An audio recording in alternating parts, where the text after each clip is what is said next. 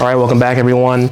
In this video, I want to talk about 3 things that I quit to finally get lean, get in the best shape of my life, and completely change the course of where I was headed with my physique and just overall where I was in my fitness journey. But after finally 10 years of training in the gym, wanting to get lean, build muscle, lose fat, I've been able to achieve that. And yes, there are things you should be adding into your life, adding into your routine, your schedule, the way you just go about things. Overall in your approach to this, yes, there's things to add. But in terms of things to subtract, there's also a good amount as well. And there's some obvious ones that most people suspect I might talk about: alcohol, junk food, sugar, which is some of those are really debatable. If you actually have a certain approach and you're locked in, you can actually do those things. But anyways, yes, cutting those things out makes things more efficient, but there are things as well that you need to also cut out. And some of these habits have worked personally for me to actually get the results I was after for so long. And some of these habits just kept me stuck, even though I'm someone who's always been passionate about fitness, being the best version of myself that I can be physically, because I know how it affects me mentally, spiritually, all that good stuff, mindset-wise, right? All these habits, once I finally removed them, actually made getting lean so much easier. So getting right into it, first up, I want to talk about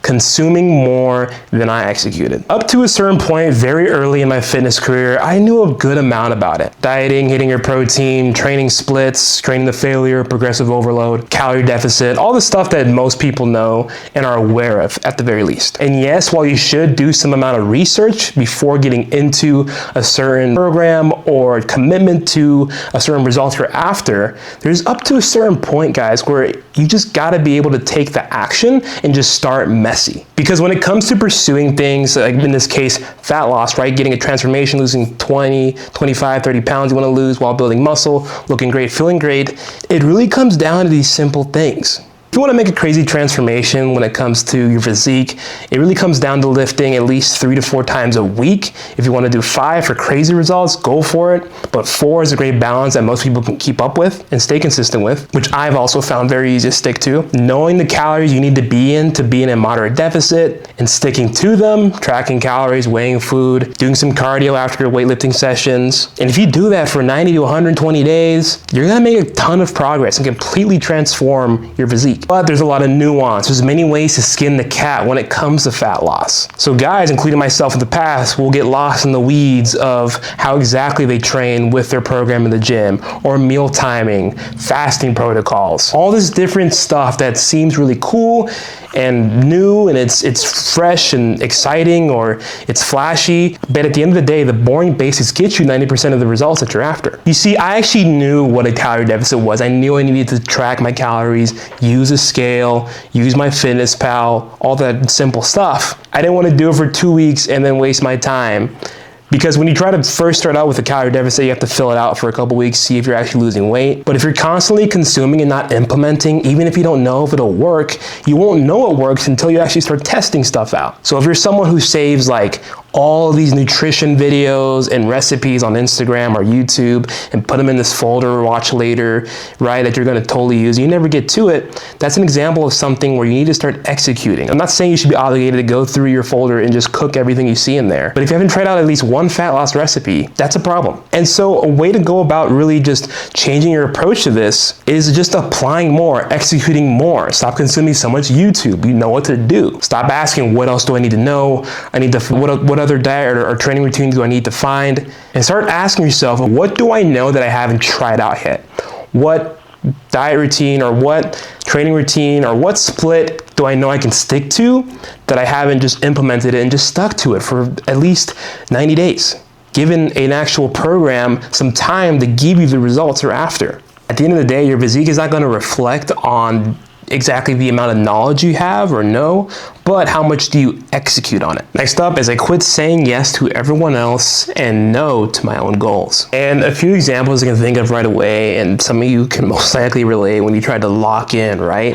Is when you set a goal to yourself in private, right? Trying to keep your own word. And then whenever someone offers something, that donut or just something that you shouldn't have, or a night out, right? When you just hit a crazy leg day, you need to get some sleep so you can actually recover and feel good tomorrow. Or someone might give you crap about bringing a scale to something something, or just like tracking your food, or they can tell you're actually logging your food and making a pic, whatever, right? Then they see that and they give you crap. And instead of just sticking to your guns and staying like super like committed, you feel maybe they make you feel weird and you just cave into social pressure, right? Peer pressure, because you don't want to seem rude or antisocial or weird. And so you're trying to protect everyone else's comfort at the expense of your own growth. And don't get me wrong, people like to paint it as some people try to sabotage you or like subconsciously, screw you over. I don't think so. I really don't. Especially if you have a decent, group of friends and family, dynamics. It's not really that way, but it's just like subconsciously, they just know you as that version of yourself who would accept whatever sweet treat or would go out. So they're not used to you kind of deviating from how you usually are. At the end of the day, no one's responsible for how things unravel when you're presented with those decisions and choices, except you. Skipping the gym or making an excuse because your girlfriend or your boys wanted to go out, so you didn't go to the gym later that night when that was the only time you had to go, right? Maybe completely skipping out or not trying to get in something. Maybe having something slightly off plan or just not really on diet at a social outing and just saying, you know what?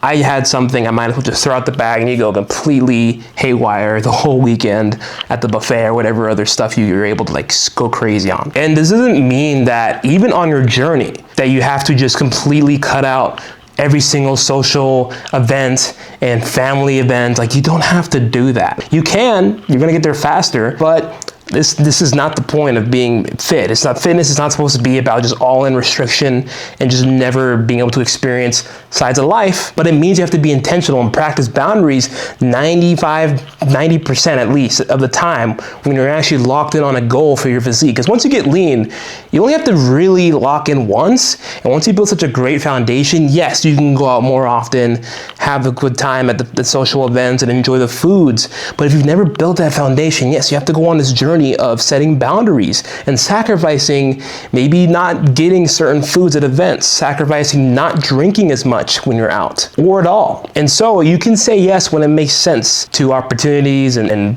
fun events, outings, all that stuff. But you gotta say no when it like severely hinders or just does not align at all with your goals. Boundaries is one of those key fundamentals when it comes to having the discipline. Everyone talks about the discipline. Well, being able to have boundaries and say no, especially the people you've known for a while and know you as a certain version of yourself and seeming weird in the moment, but being able to do that, that is discipline. And so not everyone has to get it. Not everyone's gonna understand what you're trying to do. Because not everyone's in shape. Some people think it's not possible for them to get in shape. So when you're trying to do this thing and you just seem weird and you're like, dude, why are you so dedicated? Why are you trying so hard? That's because a lot of people have never really experienced what it's like to finally get lean and get in shape. So you just seem so weird going after this thing that seems almost like fake. And so yes, initially when you start saying no and you start like doing little things like going on walks during a trip to like hit your steps, right? Things like that, going on walks when people are like, bro, you never go out on walks, but you're trying to hit your steps. It's gonna feel cringe, it's gonna feel uncomfortable.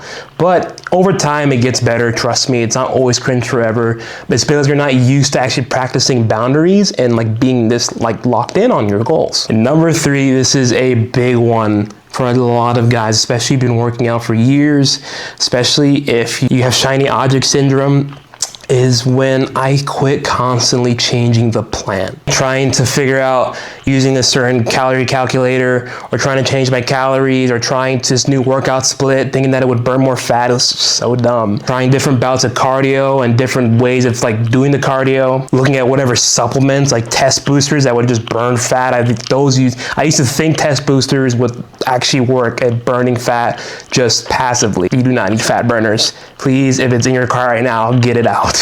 And one of the big things I think keep guys on this path that are a little bit more understandable and valid is when progress slows down or there's not immediate positive feedback, right? When you put in this conscious effort to really lock in on your diet and your training and the scale goes up, you freak out. Or when you go through the awkward phase of cutting and your arms get smaller and your body and it's just your glycogen draining and your body getting into deficit mode, it can freak you out, especially if you're used to being a bigger, bulkier guy and you see all this size shrink and you already have a bit of body fat. So you're just like, you're getting the worst of both worlds. Oh my gosh, I'm small and I've got body fat. It sucks.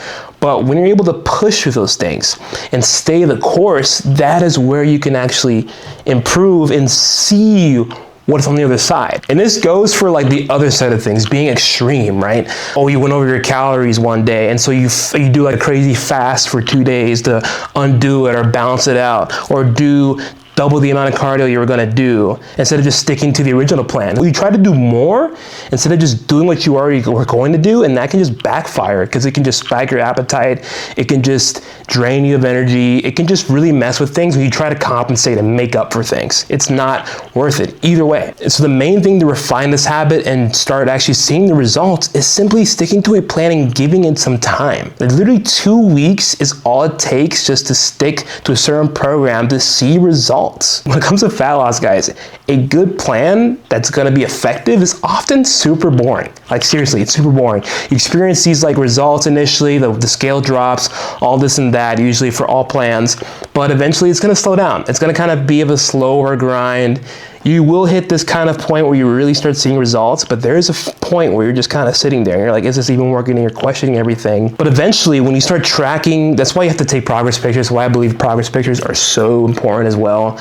Weighing yourself, progress pictures, tracking your weights in the gym, all that good stuff is so crucial. Because when you start tracking things and see in different measurements that you are headed in the right direction, not just going off what you see in the mirror when you wake up in the mornings, the data backs up that I'm actually headed in the right direction, even though the mirror doesn't necessarily say it all the time. As long as you see the data that you're tracking with your calories, your weight trends, your progress photos, right, taking videos from time to time, you'll start to slowly see, okay, there is actual progress. So no matter what approach you have, make sure you're tracking things and not just your scale weight, but all the other things I just mentioned. And then based off that data, you can actually make adjustments, like more steps, less calories. If you're just only tracking like your scale weight and your calories from time to time, it's not enough data. So give yourself more things to work off of. And of course, give yourself enough time with all of this data, all the inputs, putting in the work, the grind. You have to give it time. And so there's so many ways to lose fat. If I wanted to lose fat and go on keto, I could do it. If I wanted to do fasting protocols, I could do it. And for me, and I'm sure a lot of guys right now watching this, the plan is not the issue. It's just that I never followed a certain plan long enough to give it time to give me results. So to bring all three together is number 1, stop collecting more information than you use. 2, stop sacrificing your standards to keep everyone else comfortable. Number 3, stop abandoning the plan when results slow down. Getting lean, getting shredded, getting down to 12-10% body fat is not some process that needs to be extreme. Once you really go through it and understand what it is, you really tend to find out in the end, it was just showing up consistently, doing the boring stuff day in, day out. When you didn't feel like it, when you were not motivated, it comes down to a couple simple fundamentals, guys. But on top of that, you have to be willing to remove habits like some of the ones I talked about today, just to make that process even easier. Once you remove these bad habits and stay consistent with the good ones, and remember, your body's evidence of the standards you hold yourself to repeatedly. But anyways, guys, hope this video was helpful. Let me know any others you want to see in the comments down below. Make sure to subscribe if you're not. Follow me on Instagram. I'm always dropping fitness sauce on there daily. And as always, I'll catch you in the next one. And remember to chase your truth.